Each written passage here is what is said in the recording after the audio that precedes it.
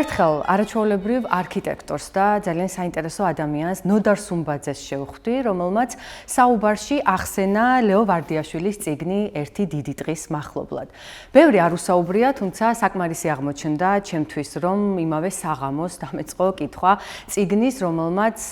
ადამიანები, მოვლენები, ტკივილის და სიხარულის განცდაც კი გადამააზრებინა. მახსოვს ძალიან კარგად, რომ დავამთავრე წიგნის კითხვა, იმდენად სავსე ვიყავი ემოციით, რომ მინდოდა გაზიარება. იმ მომენტში არც ერთ ჩემ ოჯახის წევრს თუ მეგობარს წაკითხული არ ჰქონდა ეს წიგნი და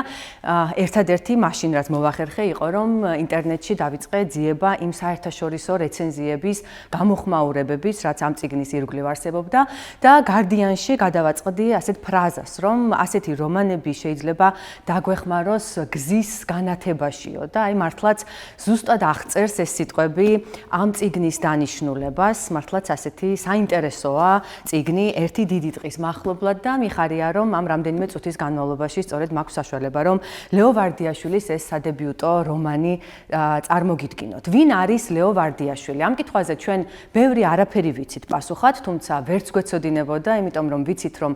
ეს მისი სადებიუტო რომანია, პირველი ნაწარმოებია. ვიცით ის, რომ 19 ქვეყანაში გამოიცა, 17 ენაზე ითარგმნა, ქართულად დავით ახალაძის თარგმანი გახლავთ, მართლაც შესანიშნავი და საუკეთესო და ვიცით კიდევ ის უშუალოდ ლეოს შესახებ, რომ ეს წიგნი არის ავტობიოგრაფიული ხასიათის და რომ 90-იან წლებში მისი ოჯახი წავიდა ემიგრაციაში, ლონდონში და იქ გადასახლდნენ, ასე ვთქვათ. რით არის ეს წიგნი ჩემთვის გამორჩეული? მე სამ ნაწილს გამოვყოფდი ამ წიგნის ირგვლივ. პირველი ეს არის კონტექსტი, რა პერიოდს ასახავს წიგნი, იმიტომ რომ ძალიან საინტერესოდ არის დანახული და მწვავე 90-იანი წლების საქართველო და თბილისი. მეორე ურთიერთობებია, აი ყველა ფურცელზე, რომელიც არ უნდა გადავშალოთ ახლა მე და თქვენ, ჩვენ აღმოვაჩენთ, რომ ძალიან ბევრს გვესაუბრება ადამიანურ სირთულეებზე, მანკიერებებზე მათ შორის, თუმცა ძალიან თბილ გრძნობებზეც და მესამე, რაც ჩემთვის ძალიან საინტერესოა, თვითონ მთავარი მოქმედი გმირი, საბა, როგორია, როგორ მეტამორფოზას გადის მთელი აი ამ ტექსტის კითხვის პროცესში. მაშინ ასე დავიწყოთ პირველი საკითხით იმ კონტექსტით, რა გარემოშიც ვითარდება მოქმედება. სიმართლე გითხრათ, მე ცოტა მახსოვს თანამედროვე ლიტერატურიდან ასეთი სოციალკრიტიკულად მწვავე ტექსტი, ჩემი ძალიან მწირი სამკითხველო გამოცდილებით, ყოველ შემთხვევაში ცალსაღად ასეა, როცა მთელი სხეულით გრძნობ ტკივილს იმ ადამიანების, რომელსაც ეხება ეს წიგნი. ამ წიგნში მოქმედება ვითარდება ერთი ოჯახის ირგვლივ, მშობლები არიან, ეკა და ირაკლი, ჰყავთ ორი შვილი და სხვათა შორის ცოტა რომ გავუსწრო მოვლენებს, მე დავფიქრდი, მართლაც ესე რატო იმოქმედა ამ ტექსტმა ჩემზე. პრინციპში ჩვენ ვიცით ძალიან ბევრი ლიტერატურიდან თუ ნაწარმოებები ვიცით, რომელიც ასახავს 90-იანი წლების საქართველოს ყოფას, ხო? ვთქვათ, სპექტაკლები ვიცით, მე რა რომ სველია სამანი, ბუნკერი, ნაწარმოებებიც, ნინო ხარატიშვილიც ეხება ამ პერიოდს არაერთ თავის რომანში ფალიაშვილის ქუჩის ძაღლები 60-დან გაქცევლები, მაგრამ ჩემთვის აი ყველაზე მეტად გულზე მომხვდა სწორედ ერთი დიდი დღის მახლობლად ტექსტი და ალბათ შეიძლება იმიტომ რომ ამ გმირების მსგავსად მე და ჩემი მეუღლეც ორ ბიჭს ვზრდით, რომლებიც ახლა სწორედ იმ ასაკში არიან ჩემი შვილები, რა ასაკშიც წიგნში საბამ და სანდრომ დატოვეს სამშობლო და წავიდნენ ემიგრაციაში და თან ესე რაღაცა турბულენტურ გარემოში რო ვცხოვრობთ დღევანდელში როგორ შეაცცხოვროთ ჩვენ ყველანი და კიდევ უფრო გვაქვს დარდი გამძაფრებული ჩვენი შვილების მომავალზე. ვფიქრობ, რომ აი ეს კონტექსტი ჩემი პირადი ყველა მკითხველს ხო ჩვენი მიგვაქვს რაღაცა და ამ რაღაცით ვხვდებით წიგნს და ტექსტს ხო და შესაძლოა აი ამან იმოქმედა განსაკუთრებულად, იმიტომ რომ რო დავამთავრე კითხვა მახსოვს, რომ აი დაახლოებით ერთი 6 თვის განმავლობაში ეკაზე, აი ამ დედაზე დარდი გამყვა და დარდი გამყვა ალბათ იმიტომ არა რომ თვითონ ეკა როგორც ასეთი პერსონაჟი არის რთული ცხოვრებით მაცხოვრებელი ქალი, არამედ ეკა არის კრეფსითი სახე ყველა იმ ქალის, რომელსაც მოუწია ან ახლა უწევს ან მომავალში საუბედუროდ მოუწევს შვილებთან განშორება, იმიტომ რომ რაღაცა სიდუხჭირეს დააღწიოს ოჯახმა თავი და აი ამ სოციალურ თუ ეკონომიკურ პრობლემებს დააღწიოს თავი. ძალიან კარგად და პრინციპში ეგ არ არის მთავარი მოქმედი გმირი, ესეც უნდა ვთქვა, მაგრამ აი ხო გეუბნებით იმდენად შთამბეჭდავია, რომ თვეები გამიგრძელდა მე მასზე ფიქრი. სულ რამდენიმე დეტალში ვხედავთ ჩვენ ეკას პერსონაჟს. მაგალითად, ეკა გააგზავნის, კი არა და გაუშვებს თავის შვილებს უკვე საზღვარგარეთ და ამის შემდეგ ყოველ დილით დგება სუსხიან თბილისის დილას დგება, მიდის სკოლაში, თითქოს ასე მიაცილებდა ხოლმე და ასე მიაცილებდა იმ შემთხვევაში, თუ ბავშვები მასთან ერთად იქნებოდნენ შვილებს სკოლაში და ყოველ დღე, როცა შუა დღეს ირეკება ბოლო ზარი, ეკა ისევ დგას სკოლის ჭიშკართან და უყურებს, როგორ ტოვებენ სკოლის შენობას მისი შვილების თანატოლი გოგო ბიჭები. აი ესეთ დეტალებში ამ ახალგაზრდა მწერალს აქვს დაჭერილი ძალიან ტკივილნარევი ნიუანსები, რომლითაც ჩვენ მთლიანად გვიყალიბდება აი ამ დედის როლი და ფიგურა. 90-იანი წლების რთული ყოფა ბევრ დეტალშია ასახული, მაგალითად, სურიკას განარეცხი ბინტები, სისხლი უკვე რო გაყვითლებულია, ესეთი განარეცხი ბინტები უკეთია ჭრილობაზე, მაგალითად, ლინა ბებოს სამზარეულოშია ძალიან კარგად მწვავედ ასახული ის თუ რა ხდებოდა 90-იან წლებში. ასევე გვაქვს ეპიზოდი, როცა ბრმატყვიას ემსხვერპლება სულ პატარა გოგონა, როცა ჯერ კიდე საბა ეს მთავარი მოქმედი გმირი პატარაა, ემსხვერპლება ბრმატყვიას მისი მეგობარი ნინო და ეს ნინოს უკვე გარდაცვლილი ნინოს ხმაც ისმის არაერთხელ ამ წიგნში, რაც კიდე უფრო მეტ მისტიურობას თუ რაღაცა სიურრეალიზმს ძენს ამ წიგნს და ტექსტს და რადგან ეს ნაწილი ვახსენეთ მისტიურობის, საინტერესო კიდევ ერთი დეტალია, რაც ვფიქრობ მკითხველისთვის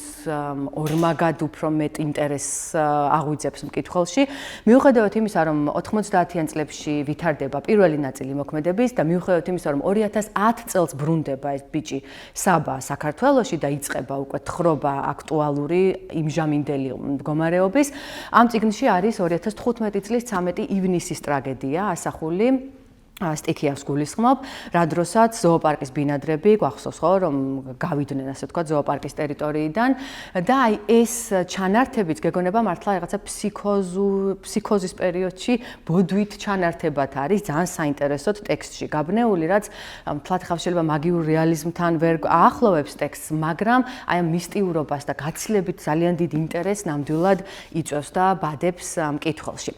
ეს რაც შეეხება, ასე ვთქვათ, კონტექსტს, რა კონტექსტში ვითარდება მოქმედება, მე მეტს არ ვილაპარაკებ ამ ნაწილზე, იმიტომ რომ მინდა რომ აიღებს მკითხველი ხელში ამ მართლაც არაჩვეულებრივ ტექსტს მისთვის და თქვენთვის იყოს უცხო და ახალი და მე არაფერი ისეთი არ ვთქვა, რაც ვთქვათ, აი ამ პირველად შთაბეჭდილებას გააუფერულებს, მაგრამ ძალიან მნიშვნელოვანია სწორედ ის ემოციები და ადამიანური ურთიერთობები, რომელიც უხვად არის წიგნში. წიგნის სიყვარულზე არ არის ერთი შეხედვით, მაგრამ რეალურად გვარწმუნებს ყველა ჯერზე, ყველა ფეხის ნაბიჯზე ავტორი, რომ მთავარი არის ადამიანებს შორის ურთიერთობა, ნდობა და რომ ადამიანი ადამიანისთვის არის მთავარი დასაყრდენი და აი აქ ხშირად მახსენდებოდა კიდევ ერთი ქართველი თანამედროვე არაჩვეულებრივი მწერლის ფრაზა ადამიანი ადამიანისთვის დღეაო, ხო? აი ესე ვგრძნობთ, რომ მთავარ საყრდენად მაინც მთავარი მოქმედი გმირი საბა მაინც ადამიანებს ხედავს და ადამიანებს განიხილავს. მიუხედავად იმისა, რომ ძალიან ბევრჯერ შევხვდებით ჩვენ ღალატს,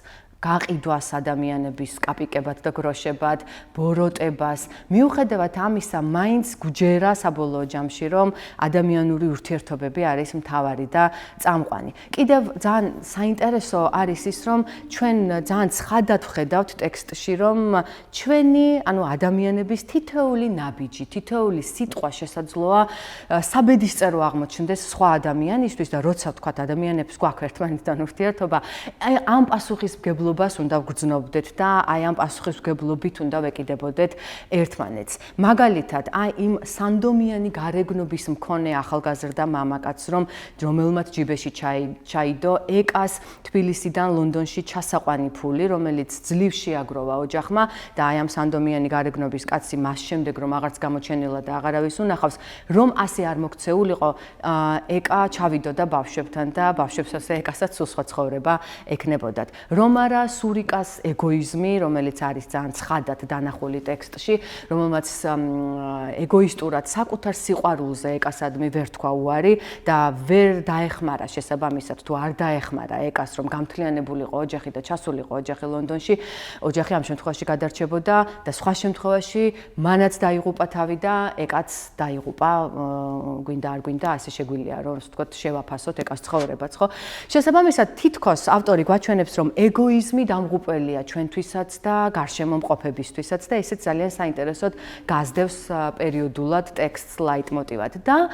რადგან ურთიერთობებზეც ამდენი ვილაპარაკეთ, კიდევ ერთი დეტალია, რაც აი ჩემთვის როგორც მშობლისთვის იყო ძალიან საგულისხმო ურთიერთობების კონტექსტში, როცა თავარი გმირი და მისი ახლად შეძენილი უფროსი მეგობარი ნოდარი, რომელთანაც ასევე ძალიან ბევრი ემოციური პერიპეტიებიც აკავშირებს და ფიზიკურიც, ცხინვალში მიდიან და ხესთან შეისვენებენ დაღლილები და წამოწვევიან და ნოდარი ეუბნება საბას, რომ ახლა არის საუკეთესო მომენტი მოგზაურობისთვისო და სთავაზობს, რომ მოდი გაიხსენე ისეთი მომენტი შენი ცხოვრებიდან, რომელიც ყველაზე კარგი იყო, ან იმოგზაურე სადმე, სადაც ყველაზე კარგად იგრძნობდი თავს. ეს პრინციპში ფსიქოთერაპიული მეთოდია, ხო? სტრესის დროს, შფოთვის დროს ჩვენ გვთავაზობენ ხოლმე სპეციალისტები, რომ მოდი წარმოიდგინეთ ისეთი გარემო, ისეთი ადგილი, სადაც ყველაზე კარგად, ყველაზე უსაფრთხოდ გრძნობდი თავს და ძალიან ხშირად ადამიანები ბებიების სახლს წარმოიდგენენ ხოლმე, ან ბავშვობაში დედის მიერ გამომცხვარი ნამცხვრის სურნელს და ასე შემდეგ, ხო? და რაღაცა სხვადასხვა კადრები ცვლის ერთმანეთს საბას გონებაში და უცებ აი ამ წარმოდგენაში მოდის მამა მასთან, რომელიც არის ალკოჰოლის და ნიკოტინის სუნით გაჟღენთილი, რომელიც გულზე ადებს ხელს პატარა ბიჭუნას და ეს პატარა ბიჭიც უდარდელად, უდრტვინველად იძინებს და თითქოს ამით და კიდევ სხვა ბევრი დეტალით ავტორს უნდა იმის თქმა, რომ მიუხედავად იმისა, რომ ჩვენ შეიძლება გვეჩვენება, რომ ვართ ძალიან გატეხილები, დაღლილები, როგორი დისფუნქციურიც არ უნდა იყოს მშობელი, მაინც ყველაზე ძვირფასია ის შვილისთვის, მაინც მთავარი დასაყრდენია და მაინც ყველაზე მეტად ის უყვარს ბავშვს და აი ეს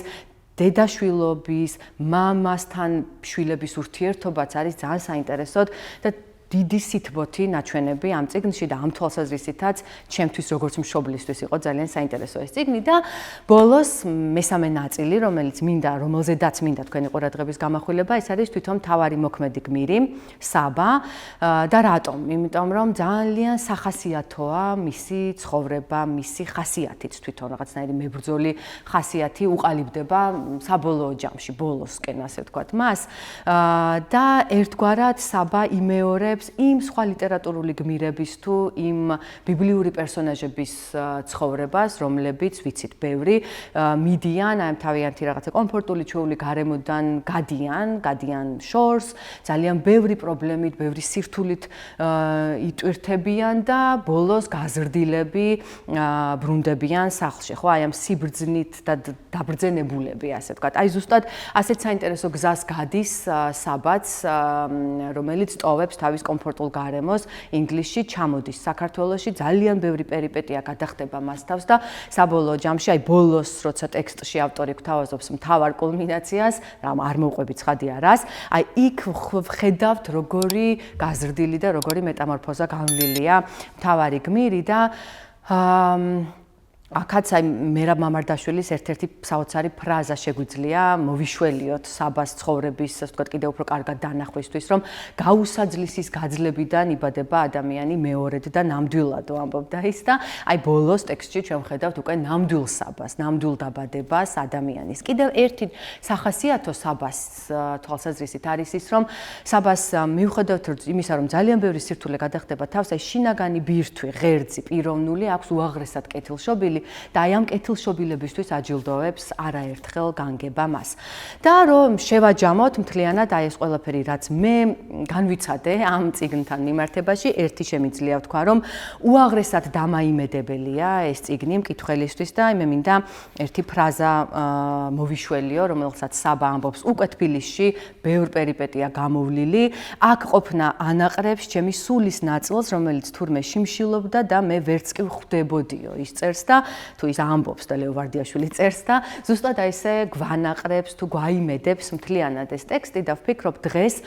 როცა ასეთ რთულ პერიოდს გადის ჩვენი ქვეყანა და ჩვენც მოქალაქეებიც, ჩვენ ქვეყანაზე გულანთებული ადამიანებიც მასთან ერთად გავდივართ რთულ პერიოდს, ვფიქრობ რომ მკითხველისთვის მართლაც ძალიან იმედისმომცემი და ბრძოლის უნარით ახსავსეა ეს ტექსტი, რომელიც თქვენ გელოდებათ, თუ კი არ გაქვთ წაკითხული მართლაც დიდი სიამოვნებით.